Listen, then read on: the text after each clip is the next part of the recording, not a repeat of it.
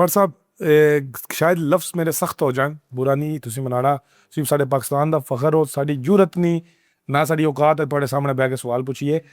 अल्लाह ताला तो इतनी इज्जत दे रखी है। पर साहब क्या एक गल तय है कि जिस वक्त तुसीं पाकिस्तान लिए मैडल लिया, तुसीं गोल्ड मैडलिस्ट बने, उस वक्त दाने खत्म हो गए सन घर दे? हाँ जी, उस वक्त यानी मैं ਕਹਿਣ ਨੂੰ ਪਾਕਿਸਤਾਨ ਦਾ ਚੈਂਪੀਅਨ ਹਾਂ ਤੇ ਸਾਡੇ ਘਰ ਉਹ ਚੈਂਪੀਅਨ ਹੋਣ ਵਾਸਤੇ ਵੀ ਅਸੀਂ ਕਰਜ਼ਾ ਲੈ ਕੇ ਚੈਂਪੀਅਨ ਹੋਏ ਆ। ਪਾਕਿਸਤਾਨ ਚੈਂਪੀਅਨ ਹੋਣਾ ਸਾਨੂੰ ਉਹਦਾ ਕੋਈ ਫਾਇਦਾ ਨਹੀਂ ਹੋਇਆ ਸੀ।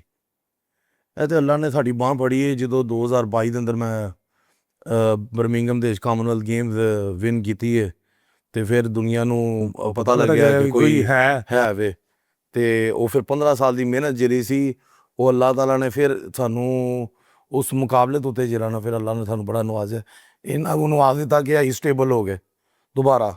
दाने पूरे हो गए? ਮਤਲਬ ਨਹੀਂ ਜੋ ਅਸੀਂ ਲਾਇਆ ਉਹਦੇ ਮੁਤਾਬਕ ਸਾਡੇ ਕੋਲ ਕੁਝ ਵੀ ਨਹੀਂ ਹੈ। नहीं मतलब यह है कि वापस तुसी तैयारी वास्ते तो थोड़े को हो ਹਾਂ गया ना, ਮਤਲਬ ਇਹਨਾਂ चीज नहीं बेचनी पैन लगी। ਇਹਨਾਂ ਹੋ ਗਿਆ ਕਿ ਅਸੀਂ ਜਿਹੜਾ ਨਾ ਇੱਜ਼ਤ ਦੇ ਨਾਲ ਹੁਣ ਤਿਆਰੀ ਕਰ ਸਕਦੇ ਹਾਂ।